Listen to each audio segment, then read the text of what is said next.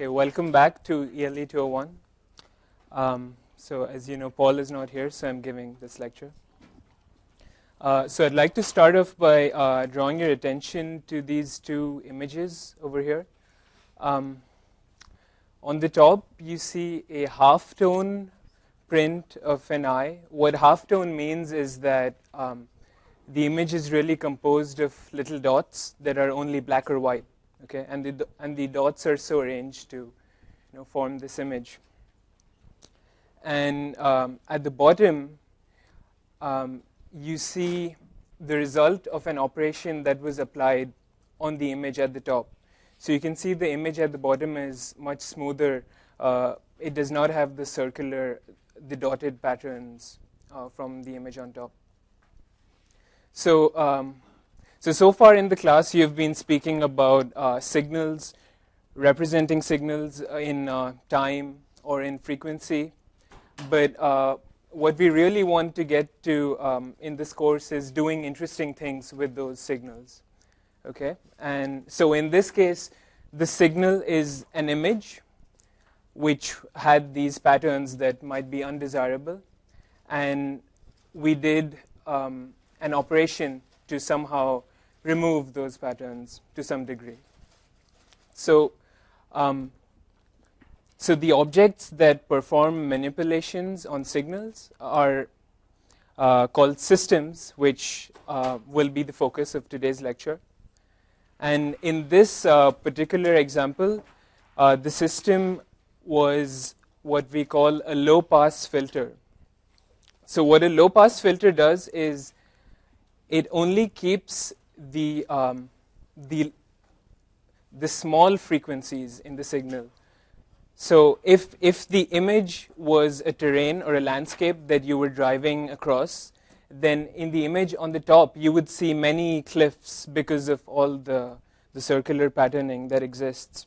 So those cliffs would correspond to high frequencies. And after you pass the image through a low-pass filter, you get a much smoother landscape in a sense. So this leads to a more smooth or continuous looking image.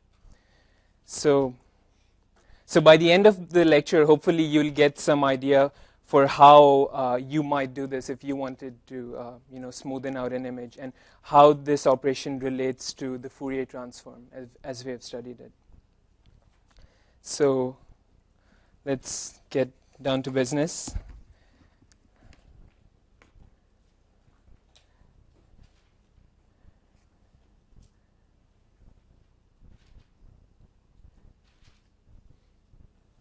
So we're going to start talking about systems, as I said, which are objects that map an input, which is a function of time, to an output, which is another function of time, or a signal to another signal.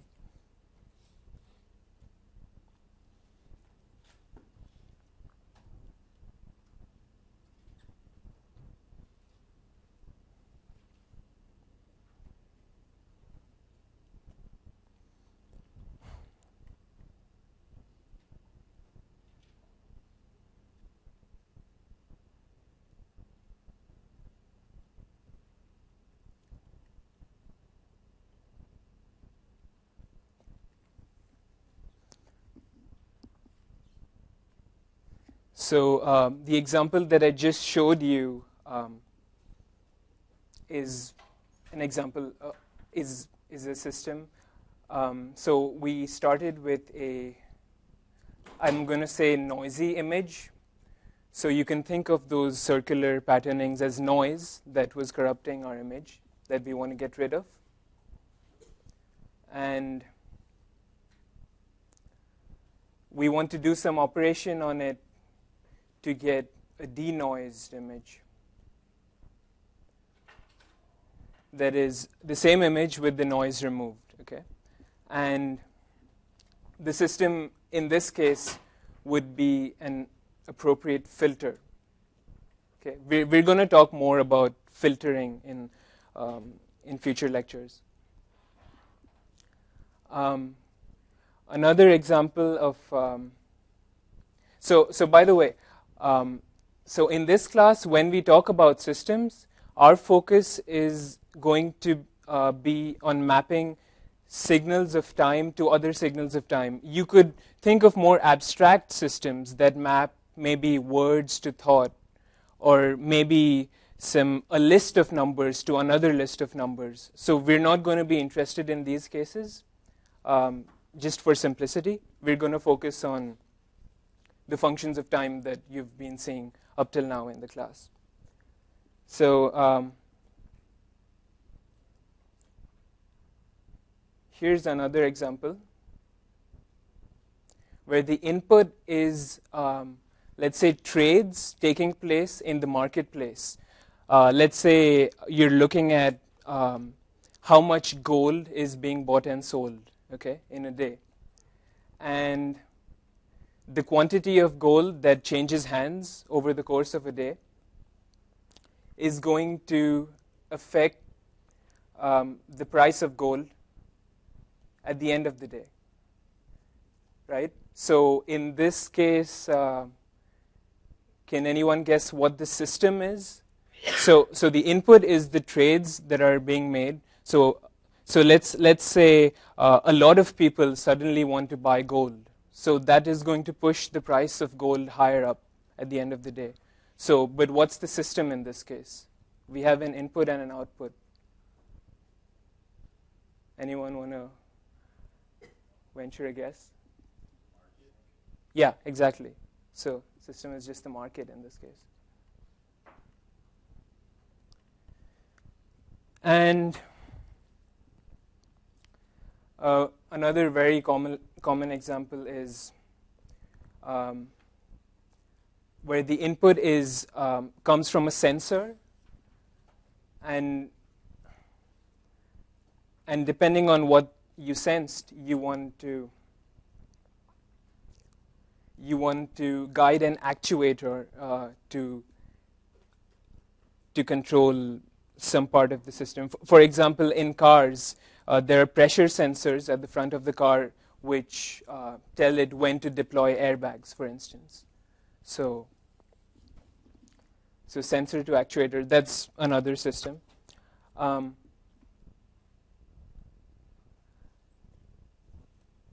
So formally, we represent a system as this block diagram. So H is the system here, script H.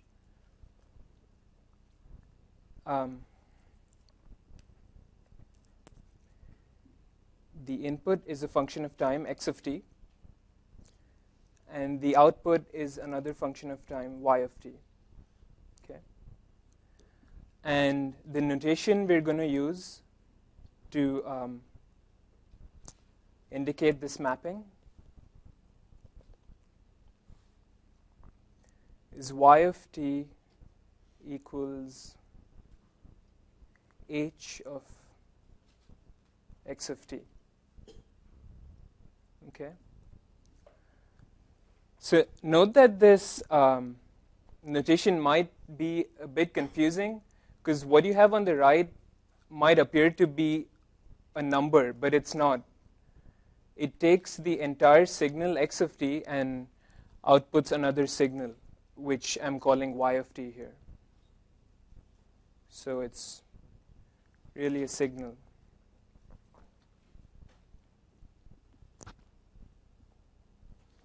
Okay, and so sometimes we will have concise descriptions of our systems that just by looking at you can get a good sense of how it affects the inputs.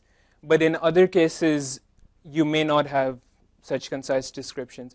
For example, when you will build your Shazam song identification system, it's going to be a complicated thing that you cannot just write down in one line, because it's going to take as input a sound file or recording, and then it's going to output the name of a song. So, and you're going to have a lot of code that does it for you. So in that case, we will not necessarily have a concise description.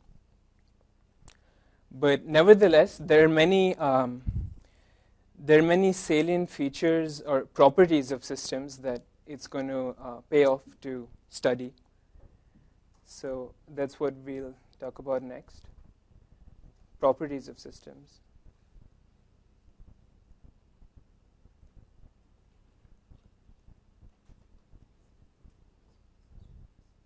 So are there any questions up till now? Okay, great.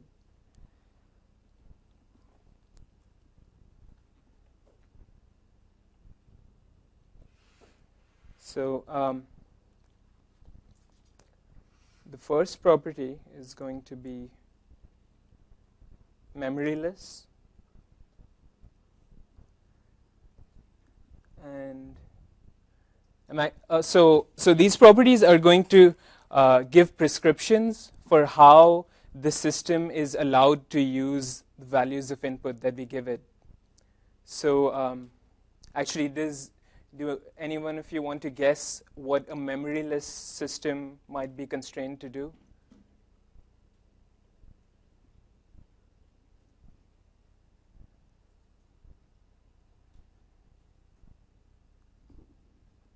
Yes? Yes. Yeah, that's exactly the definition. So a system that's memoryless has no memory and cannot depend on the past. But in fact, we also require that it does not depend on the future as well. So we say that system H is memoryless if the output y of t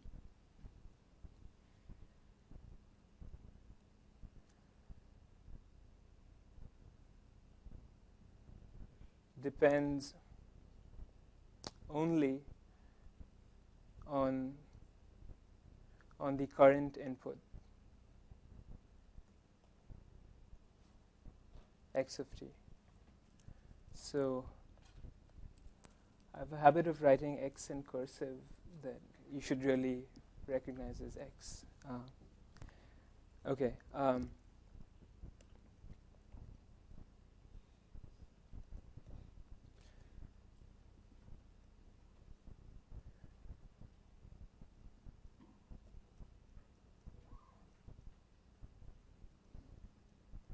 So for instance, this system here is memoryless because you can see it's just sine of t plus x of t. Everything depends only on time t. This is memoryless.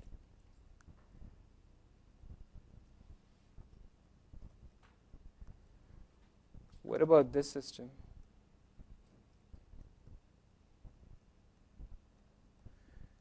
Y of t equals sine of t minus 1 plus x of t. Is this memoryless? It's not? Yes, it is actually memoryless. You see, because memoryless only requires that the output depends on the current input value. So while I shifted sine back one step in time, it still depends on x of t, and that's the important thing. So it's still memoryless. As long as, sine of t minus 1 is a function that does not depend on the input. So our system in this case is still memoryless because only requires x of t.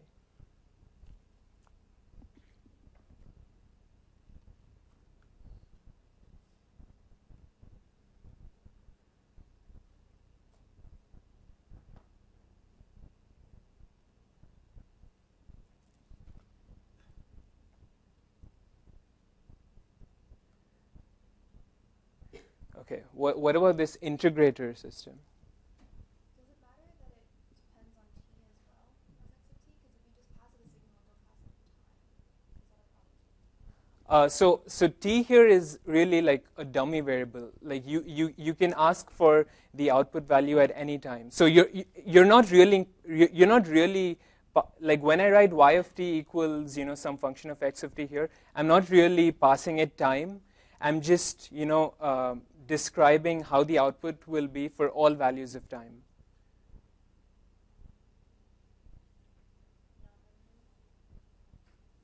Yes. So sorry, did that make sense or?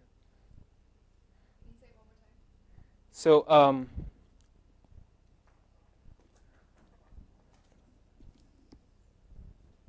so to find the value of the output at some time t, if you have a memoryless system, you would only need the input at that same value of time, x of t.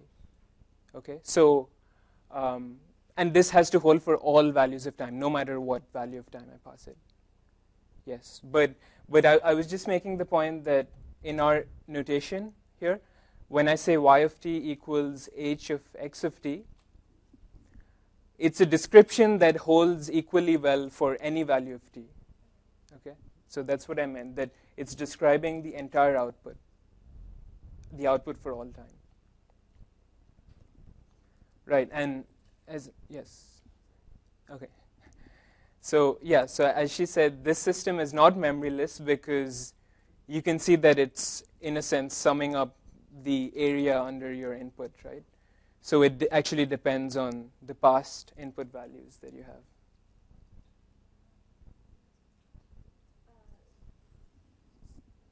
It seems not obvious that low-pass filter is memoryless. Is there, Oh, wait, I never, sorry. So I did not make the claim that a low-pass filter is memoryless. But yeah, that really depends on the design of your low-pass filter, I guess, which may not be unique. Yeah, but we'll talk a bit more about that. Yeah. what if the integration is from negative t to t, that's your memory? That's your memory? Yeah. So if you have so y of t equals integral from negative t to t, right? So it still depends on the past values, right? Because in fact, now it depends on more past values. It even requires the values from minus t to 0. So it's still not memoryless.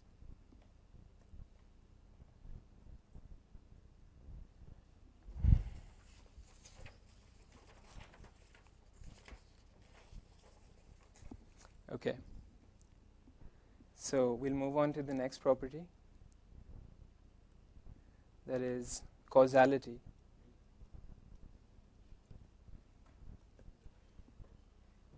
Yes. For your example, y of t equals sine of t minus 1 plus x of t, if you do x of t minus 1, does that become dependent on past? Yes. So that would be not memoryless. Yeah.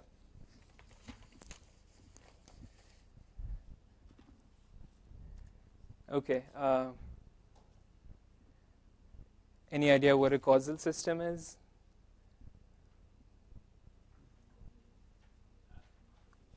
Yes, exactly. So we say that our system H is causal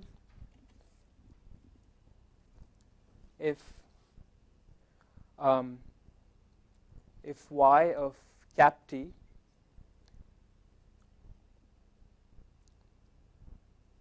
depends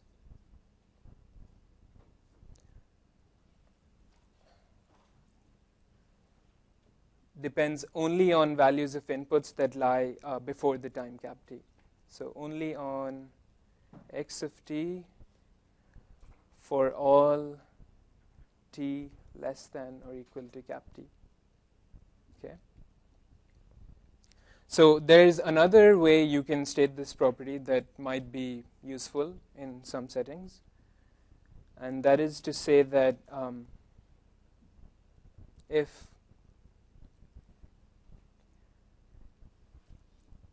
you have two signals, x1 and x2, two inputs to your system rather, x1 and x2 that are the same up till some time, then their outputs must also be the same up to that time, even though the inputs might differ, in the future. But causality will give you that. So if x1 of t equals, so inputs are the same for all times t less than cap t. then the corresponding outputs, y1 and y2, will also be the same for the times less than cap t. Okay, and that's just another way of restating causality.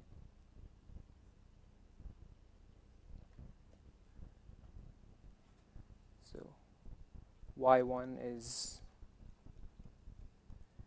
the output of input x1, and y2 is the output of input x2. Okay.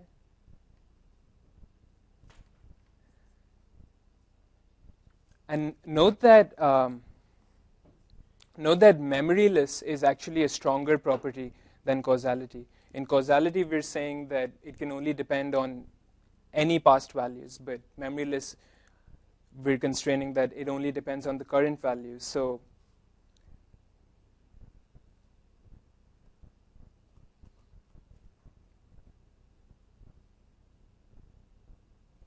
memoryless implies causal.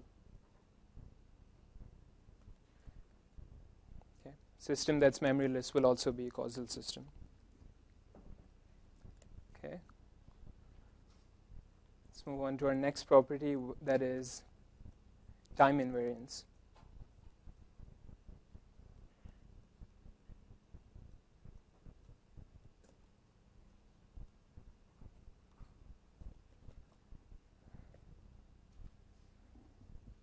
Okay. So any guesses for what? Yes. Oh, it doesn't count if you've read it in the book. No. No, go ahead. I'm sorry.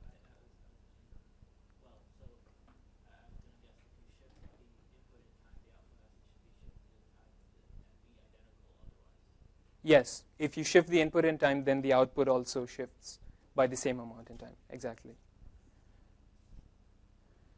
So we say the system is time invariant. I'm going to abbreviate it with TI here.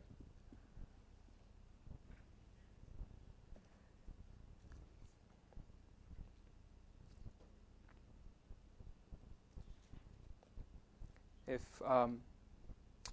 when y of t is the output of an input x of t, then you also have that the output of a shifted input x of t minus t naught will be is just the original input shifted by the same amount t naught. Okay, and this has to hold for all shifts t naught. Okay, so if you slide your input along the time axis, your output will also slide in the same way. Okay, so oops, wrong pen.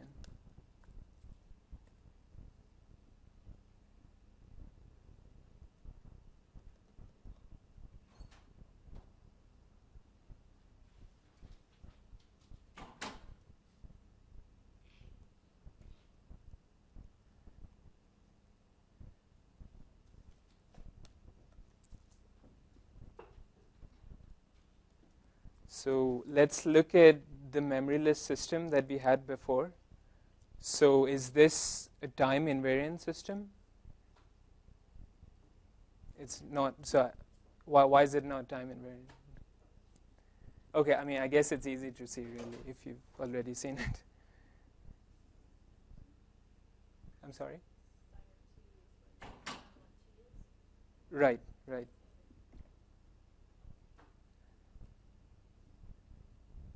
So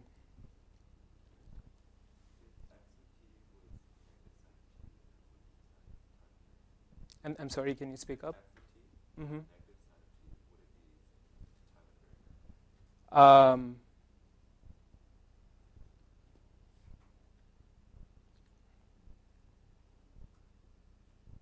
No, it would not, because see, when x of t is sine of t, then they line up and they would get 0. But if you shift it, then you get something non-zero, right? So okay, to just repeat the arguments that were made. So if I have a new input, x new of t is, let's say I take my old input and shift it by time t naught,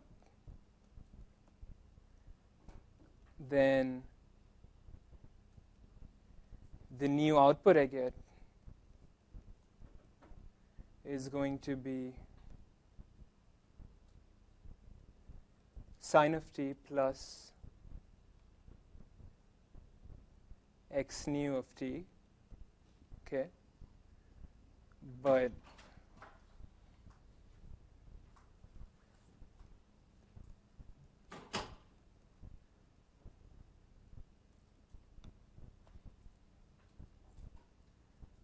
x new of t is just the original signal shifted.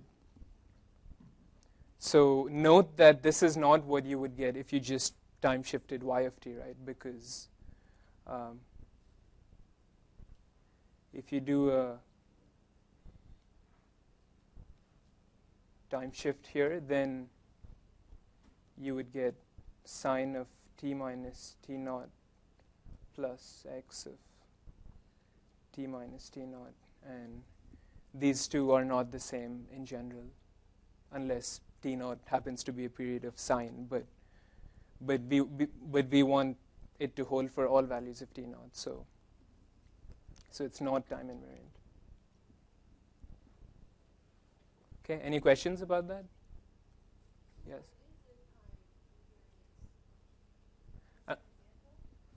Oh, okay. So you want an example of? Okay. So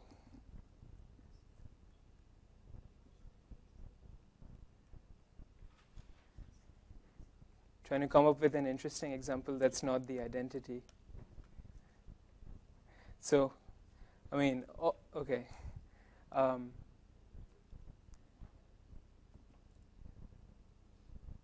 Yeah, for instance, if I replaced, sine of t with a constant, as in this example, which is just x of t minus 1.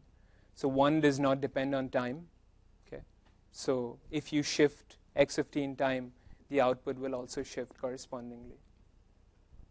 So yeah, in general, you can be confident that you have a time invariant system if the output does not, explicitly depend on time in some funny way.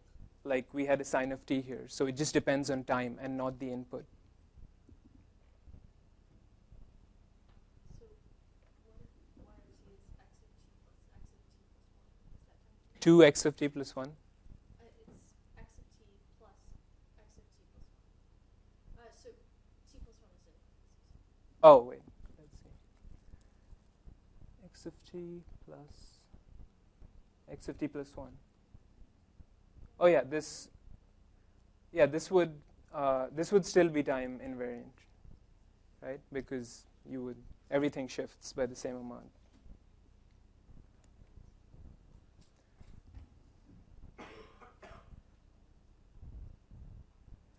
Okay, so time invariance is going to be one of the most important properties of systems that we'll look at. The next one is one that you've seen in the previous lecture. It's linearity. So I'm sure all of you already know when a system is linear.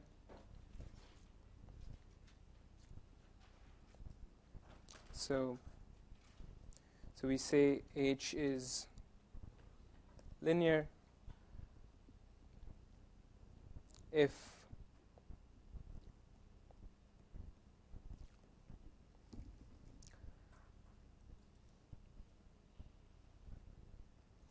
let's say the output of input x1 is y1 and the output of x2 is y2. By the way, this is just another way of writing that the system H maps an input to an output. you must have seen this notation being used for the Fourier transform, where you're going from time to frequency. Okay, so it's linear if this implies that a x1 of t plus b x2 of t map under H to a y1 of t plus b y2 of t. Okay, and this holds for any constants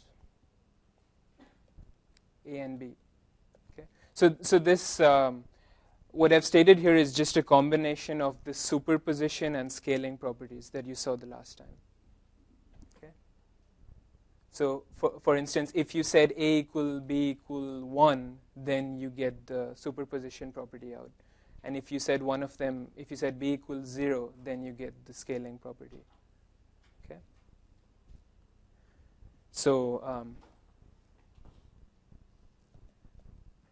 one example of a linear system is what you've seen already, is the Fourier transform.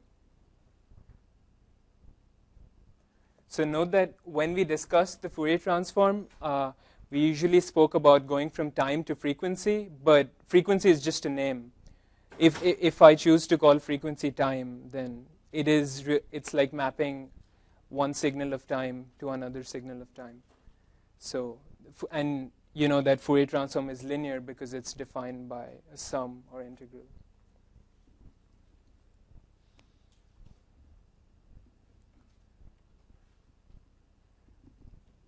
Okay, any questions about linear systems? Okay.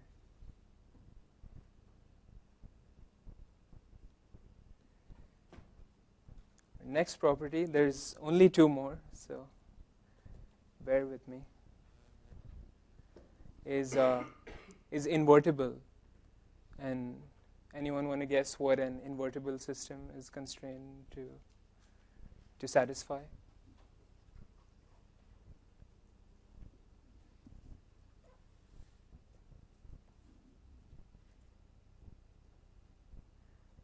Okay, so we say that a system is invertible if, given the output, you can recover the input that produced it. So there is no loss of information in applying the system to your input.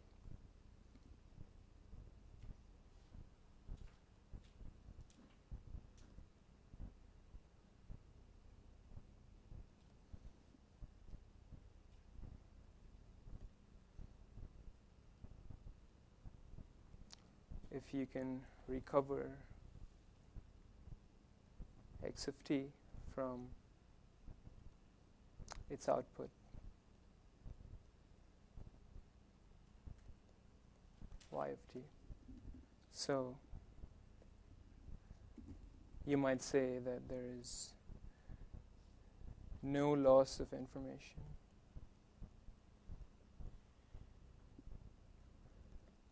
Or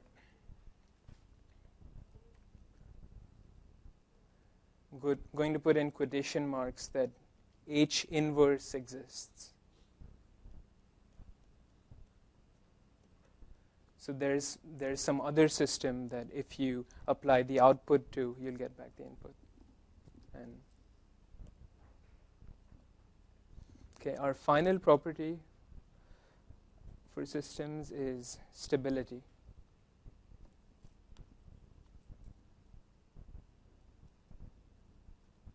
Okay, so this property might seem a bit technical at first glance, but it's really saying something simple. So we say a system is stable when, if you have an input that cannot grow too large, then your output will also not grow too large. That's what it means for a system to be stable. So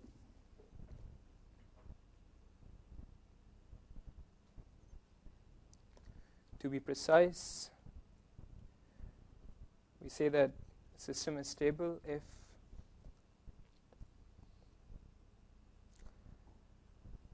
when your input is bounded by some constant bx for all times t, then the output y of t is also bounded above by some constant by for all times t. So output cannot grow too large if the input is bounded. So why might one be interested in such systems? I mean, there's many reasons for or many examples. So for instance, when engineers were designing rockets, to fly to the moon, then since the distance from the Earth to moon is so large, if you deviate from your desired path by a tiny bit near Earth, then you might end up at a different planet or something. So in that case, the engineers wanted to design a system that looks at the current trajectory of the rocket and make sure that the error, the deviation from the true path, is bounded. Okay? So there's many good reasons why you might want stable systems.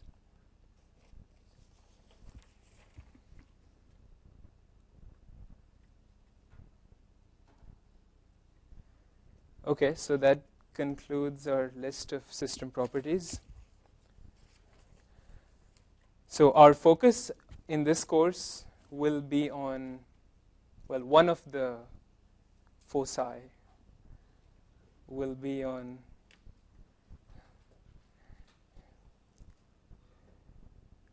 linear and time invariant systems. Oops, should have this in blue. So LTI stands for linear and time invariant.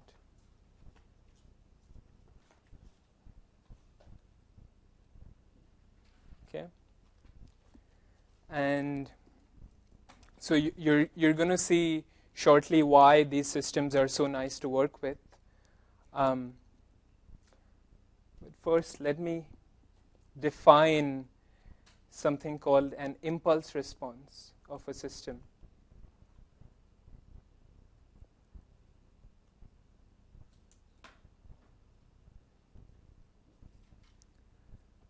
So the impulse response of a system is a function of time that you can think of is like a fingerprint of the system.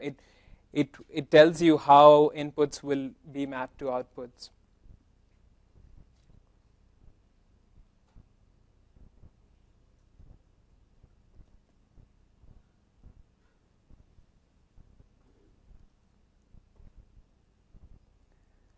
And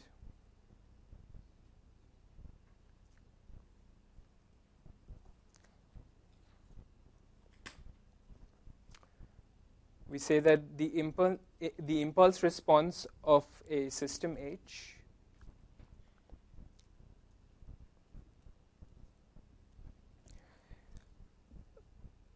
so the impulse response of a system H is the output you get when you probe the system at time 0 with a spike. So what do I mean by spike? It's just this function here. That so for the rest of the lecture, I'm going to be working in discrete time, and this will also help you with your problem set because you need to know what discrete time convolution is for one of the problems. So the impulse response is defined using this function that is 1 at time 0 and 0 everywhere else. So it's denoted by delta of n, and it's called the discrete time delta function or discrete delta function.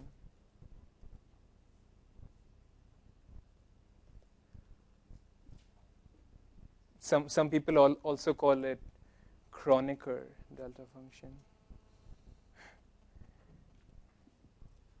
Okay. So as I was saying,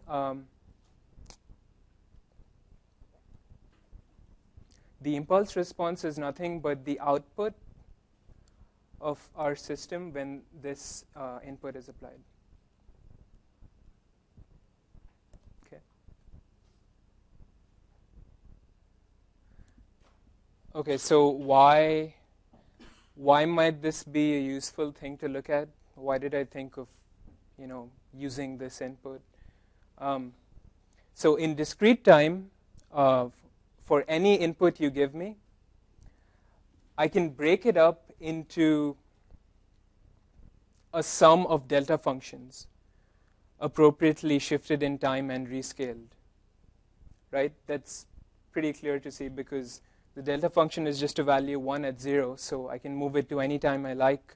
I can scale it by any amount I like. So I can break up an input signal into a sum of delta functions. Okay? So by linearity of the system, if I look at the output of each of these rescaled and time-shifted delta functions, if I look at the outputs of those and then I add them all up, then I should get the output of the input that I started with.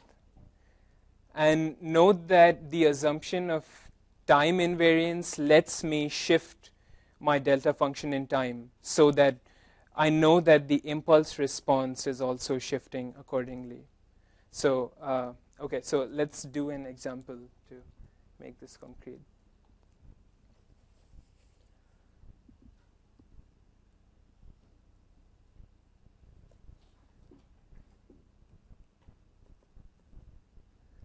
So let's say the impulse response of my system looks like this.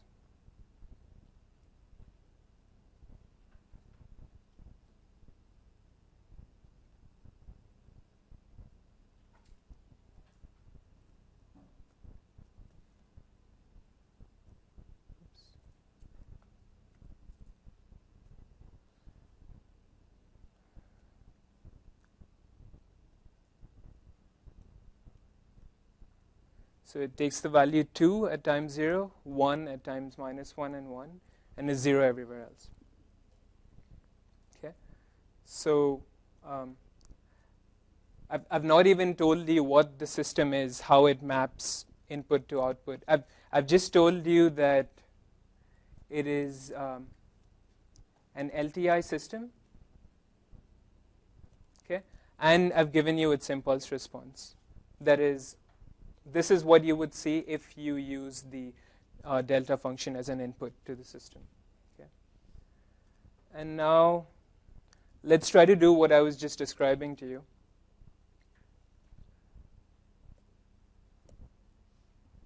If I have an input x of n,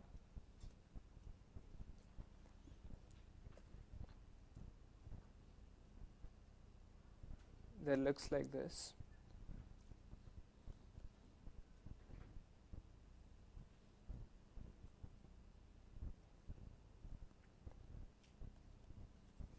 So it's only 1 for times minus 1 and 1, and it's 0 everywhere else.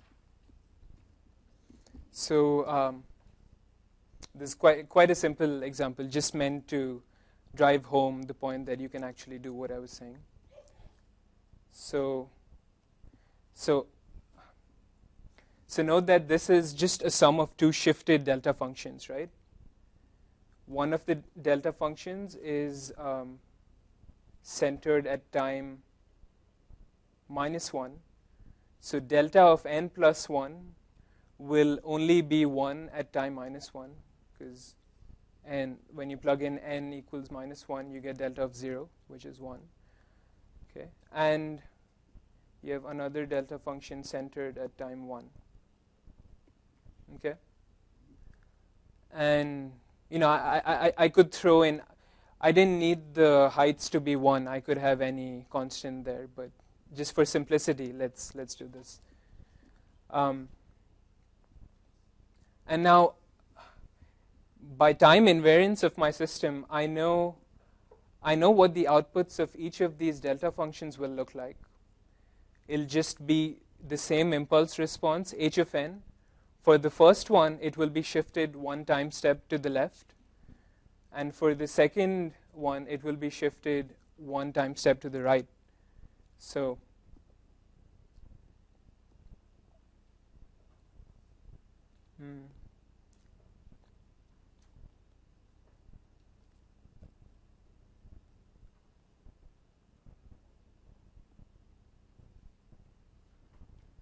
it's going to have the same shape.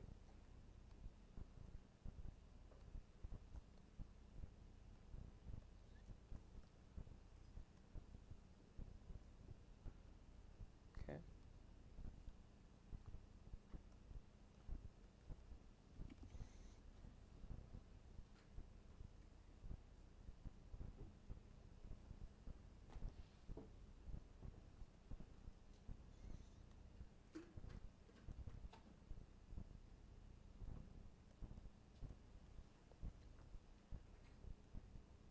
Okay. So I could do this by time invariance, and then by linearity. If I add the two, then I should get the output of xn applied to the system.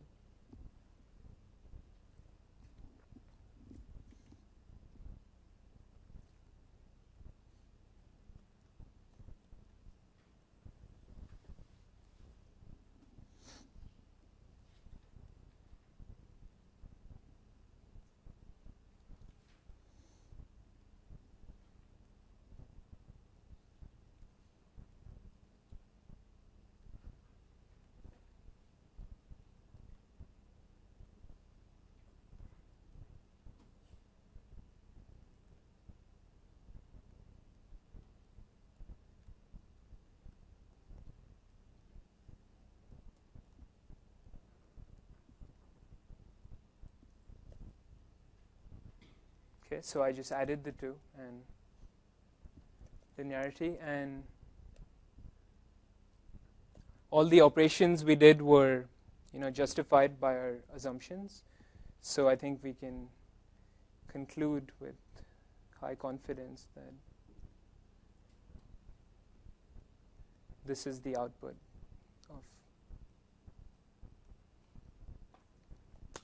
of the input x of n. Okay, so this this tells you why LTI systems, might be nice to work with if you know the impulse response of it. So are there any questions on what I just did so far?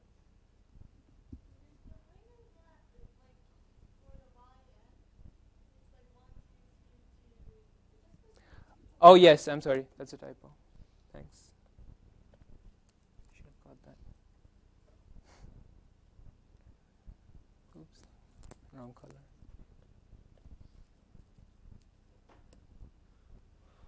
Okay, thanks.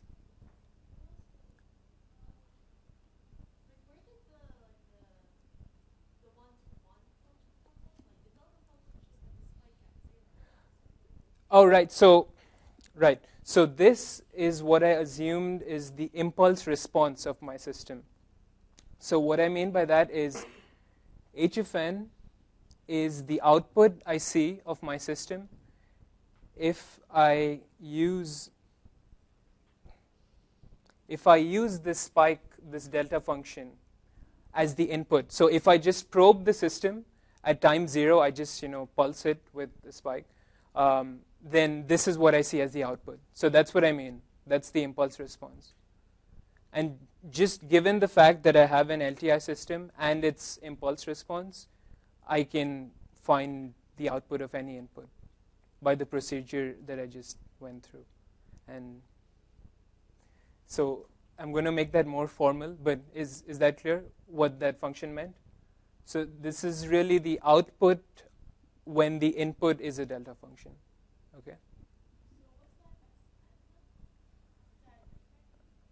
So x of n is my new input that I now want to find the output for. Okay. Yes, into the system H. So right. So now I want to find the output of this input x of n. Okay. Okay, and so now I'm going to go through and just mathematically show that you can do this in general. So for any LTI system, linear and time invariant,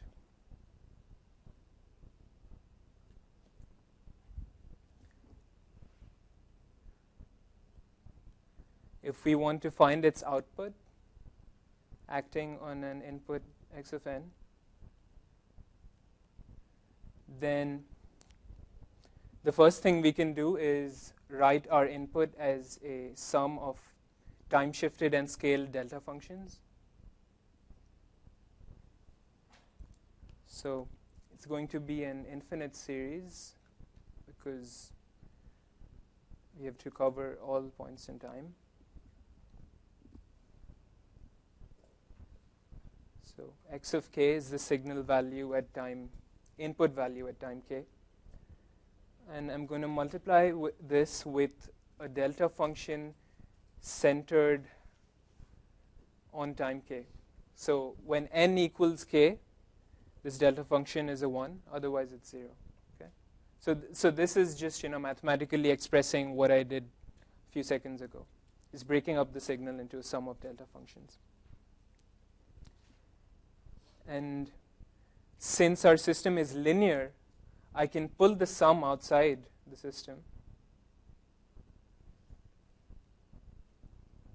Okay. And the xk values as well, because they're just constants for a given k. So it's like the scaling property of linearity. Okay.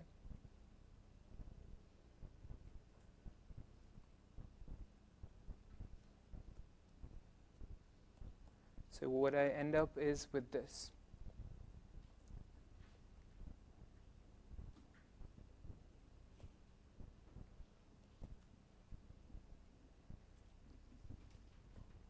Okay.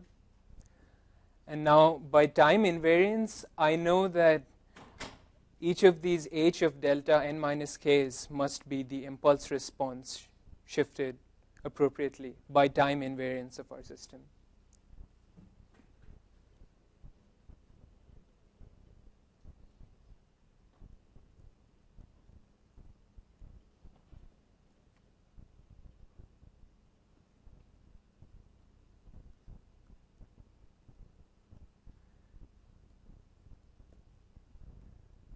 Time invariance.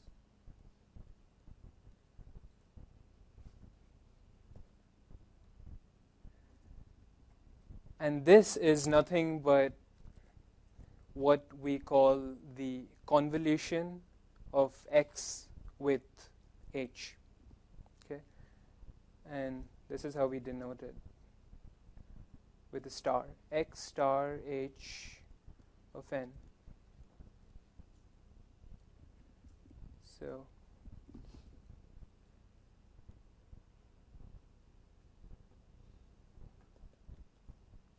convolution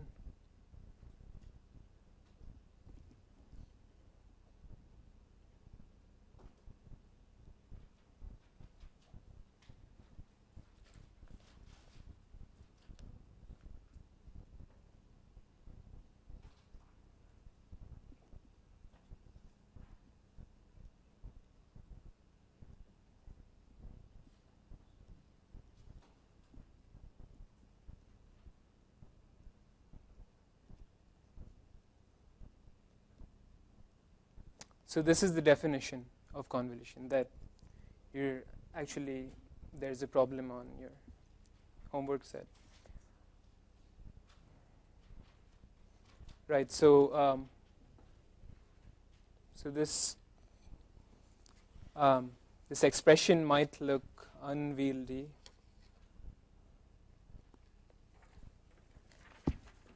But I hope the ideas that led us to derive it were clear up till now. I just broke up our input signal and then used linearity and time invariance to derive this formula.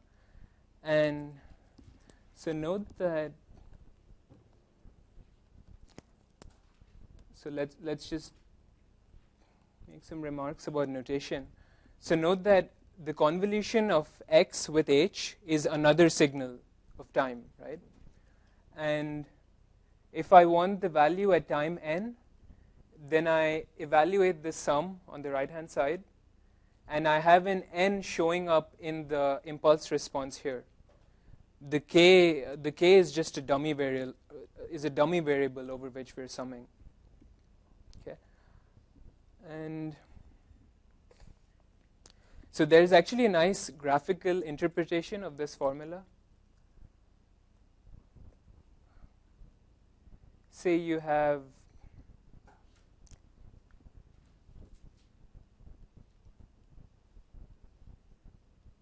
any input, okay, that you want to find the output for, and the impulse response of your system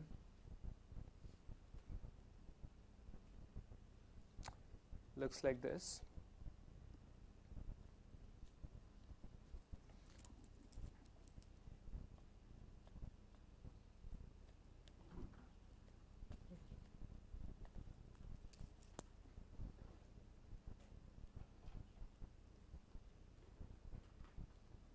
Okay, so note that in the formula there is a negative sign on k. You have h of n minus k. So one way to interpret the formula is, let's say this is 0. Okay, 1, 2, 3, 1, 2. One way to interpret the formula is to look at the signal h of minus k. Okay. So what that involves is reflecting h around the y-axis, if you like, or around time 0, just a horizontal flip.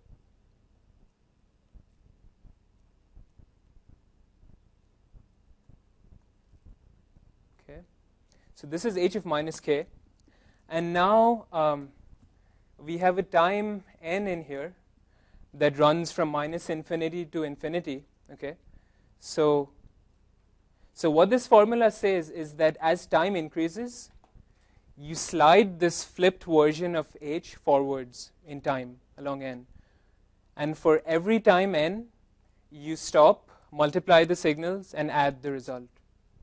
That's what the formula is saying, and this is a graphical way to interpret it.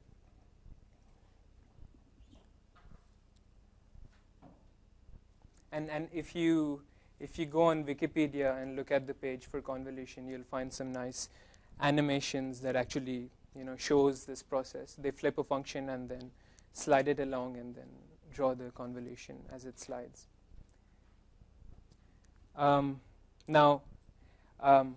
It's very nice to look at and understand the formula, but actually doing the computation in this way might get a bit tedious because it's all visual. So there is a trick that you might use. It's the polynomial trick.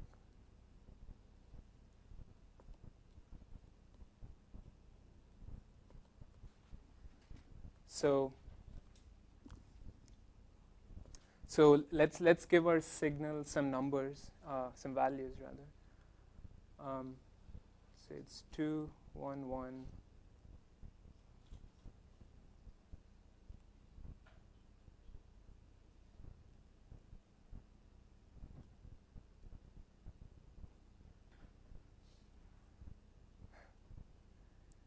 Okay, 3 halves. Okay. Wait, any questions so far on what I spoke about with regards to convolution? Okay. So here's another way of doing the same thing. So what you can do is look at your signal and then write it as a polynomial whose coefficient is the value of the signal, and the exponent of, so x here, okay, maybe I should use something other than x because x is our input. So let me say a.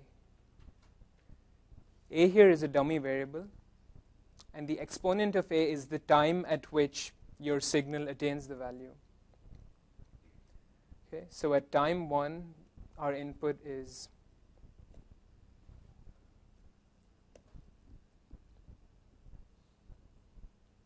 is 1. At time 2, the input is also 1.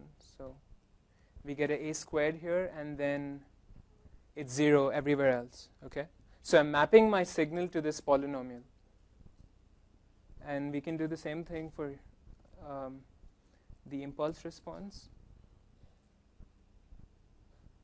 So you get a 2 at time 0, you have a 1 at time 1, 1 at time 2, and 3/2 at time 3.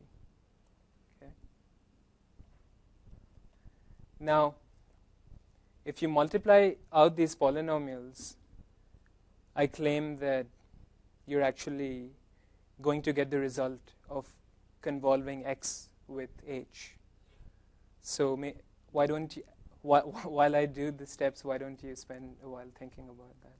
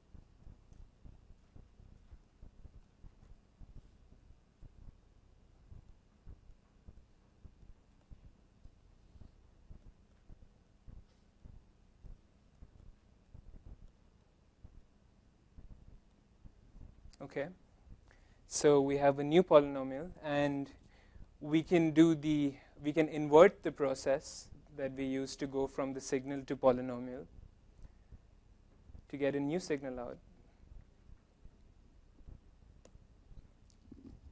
that looks like this.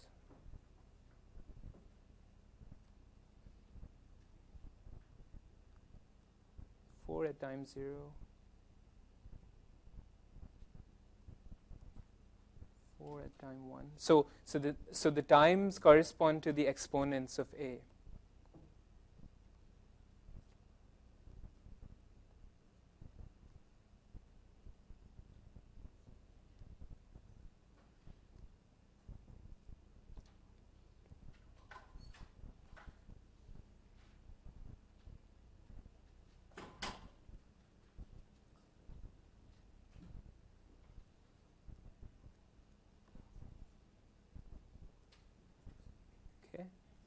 And 0 everywhere else. So I claim that this new signal that we obtain just by multiplying two polynomials is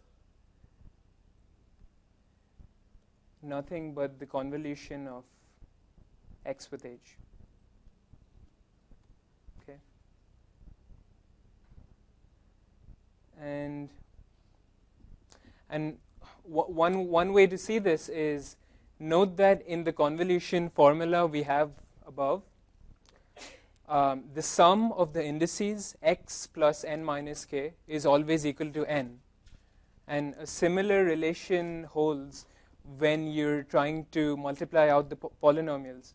To get the coefficient of a raised to 1, you look for all terms whose exponents add up to 1, right? So, k plus n minus k, where n is 1. So it's the same kind of form. And so yeah, this method of performing convolution might be less prone to errors.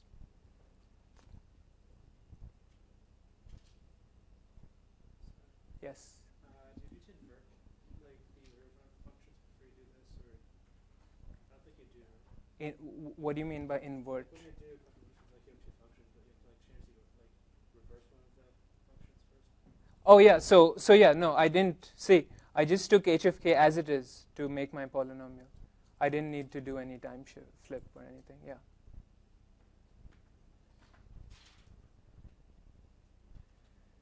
So this might come in handy for your problem set even. And since we've spent a lot of time talking about Fourier transform in previous lectures, we might want to understand the relation of Fourier transform with convolution. In fact, just if given any system, we might want to understand how the system affects the frequencies contained in the input. So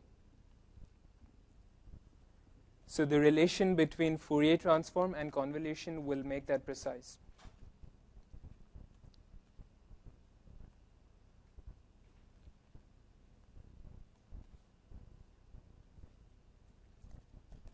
And again, I'm going to be focused on the discrete time Fourier transform.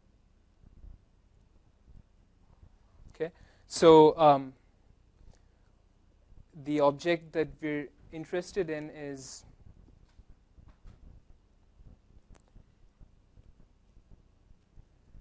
just the Fourier transform of y of n, which is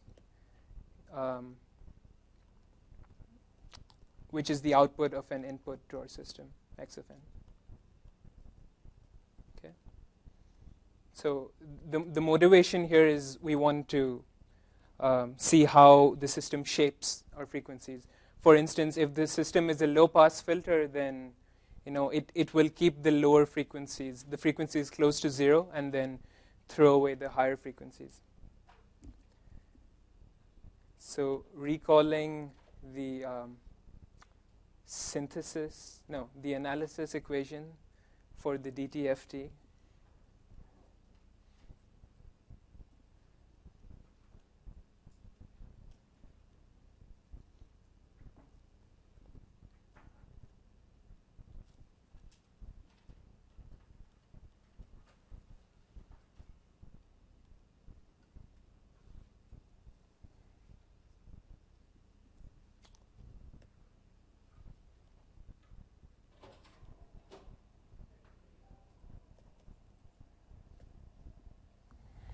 We have this, and now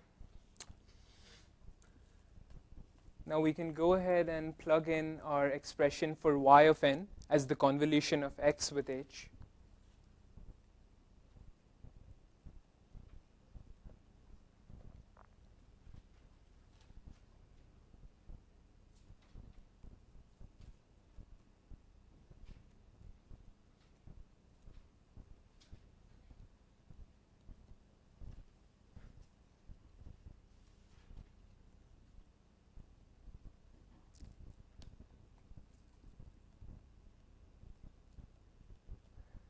And now what I'm going to do is I'm going to add and subtract k in the exponent here. So I can write n equals k plus n minus k. So that means I can write this exponential as a product of two terms. N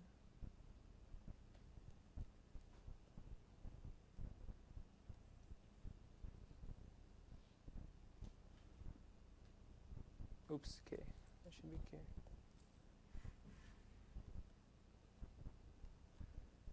Okay, so I just added and subtracted k in the exponent. And now let me move everything that depends on k to the front.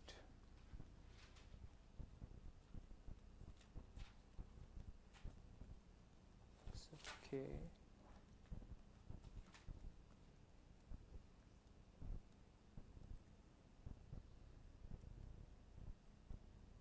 You know, I can do this just by linearity of sums. You can always change the order in which you're summing.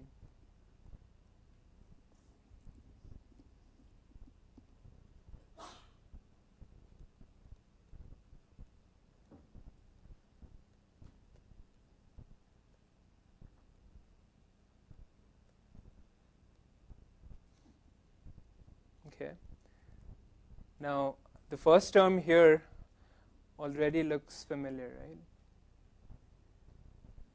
It's just the Fourier transform of the input x of n, because this is the analysis expression for the Fourier, for the DTFT, discrete time Fourier transform. And note that the second term is summing from n to from negative infinity to positive infinity. So it doesn't really matter that I have, you know, a minus k there.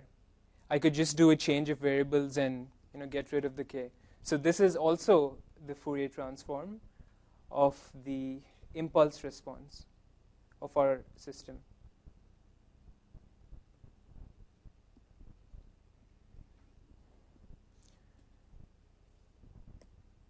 So in conclusion, what we have is the convolution property of Fourier transforms.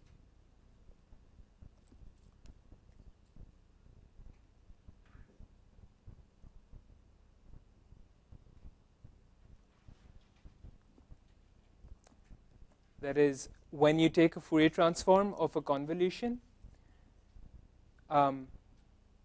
it's the same as taking the product of the Fourier transforms of the individual terms.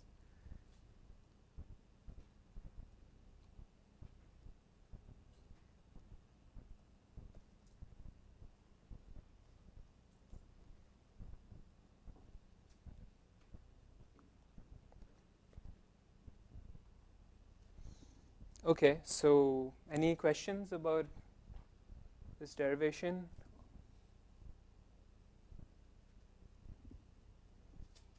So it's just using, you know, properties of, you know, manipulations of the sum to separate out the two terms, which happen to be, you know, Fourier transforms. Now, so what is this equation telling us? It's telling us, for instance, that if you wanted to apply a low-pass filter to your signal for the rect function that you saw last class, which is just it's just a box around 0, right?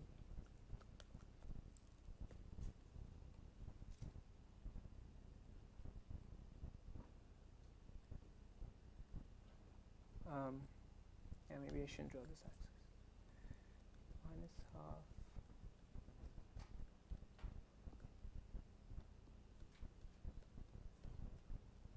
So a low-pass filter might involve multiplying your signal in the frequency domain with a rect function, because that's what the rect function does, right? It just keeps the frequencies close to 0 and throws away the rest. In this case, it throws away frequencies greater than a half. Okay. So what this equation is telling us is that if we wanted to implement a low-pass filter, we can actually do it by convolving our, by performing convolution of our input with the inverse Fourier transform of the rect, which is the sink, as you saw the last time. So, oftentimes when you want to do operations to signals, you're really working with them in time. You're not working with a frequency representation. Like when you take a voice recording, it's in time. An image is spatial. So you're never really working in the frequency domain to begin with.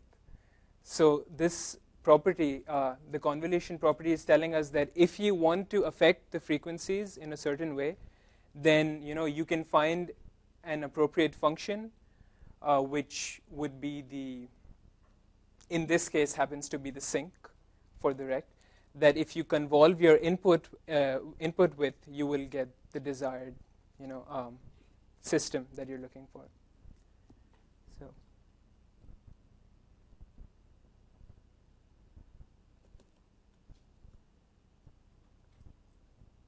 convolution property of Fourier transforms.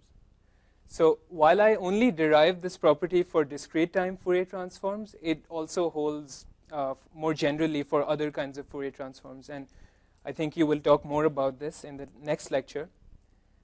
So before I conclude, let me just mention some applications of this property.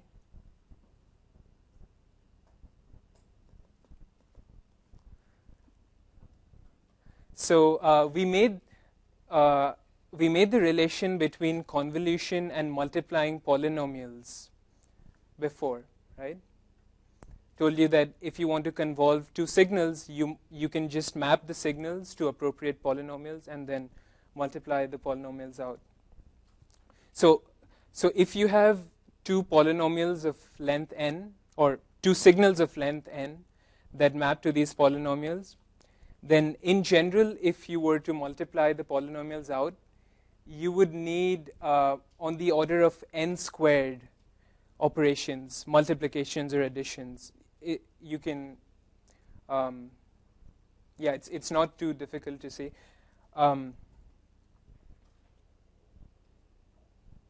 Because if you just think of sliding one of the polynomials against the other, for the first multiply you need 1, and for the second one you need 2 multiplies and 3 and so on.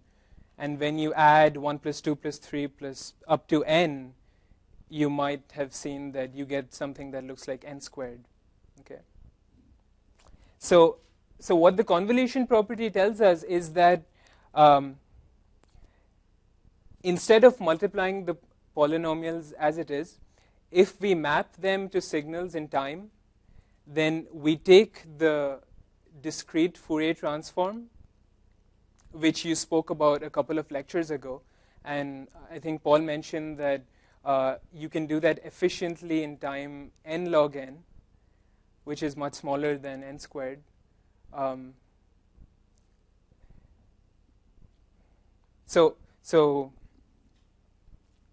So if you take the Fourier transform of the signals and just multiply their Fourier coefficients, and at the end you take the inverse Fourier transform, at the end you will have the multiplication that you're looking for, but you had a reduction in computational complexity from n squared to n log n. So some of you were asking, how are complex numbers of any use to us, because all the signals we see are real valued. So in this case you see that we had an intermediate step that actually will use complex numbers. When you take your Fourier transforms of your signals, you're going to get something with complex numbers, and you just do multiplication on that by this convolution property. And if you take the inverse Fourier transform, then you have the result that you wanted. So maybe this is a partial response to that question.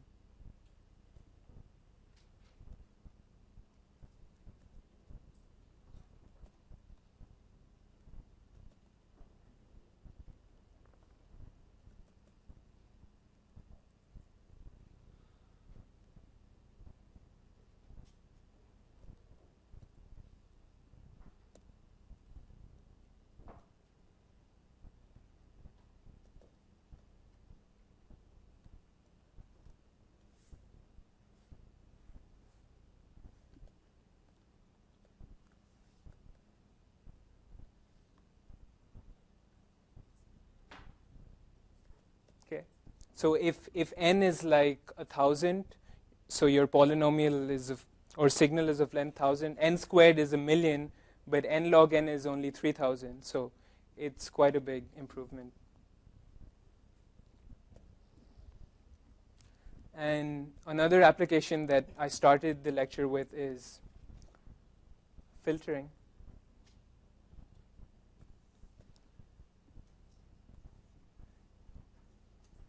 So you have some frequency representation of your signal, and maybe you want to perform a low-pass filter on it, restricted to some bandwidth b. Then you know you can do this by convolving in space. And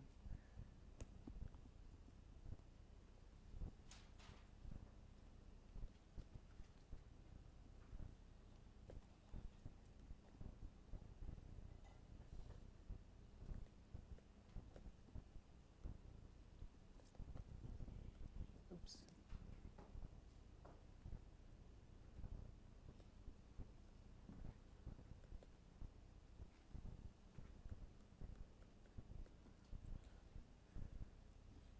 Okay. Wait, does the lecture end at 2:50 or 3? Okay, so I guess I'm out of time already. And yeah, that's all.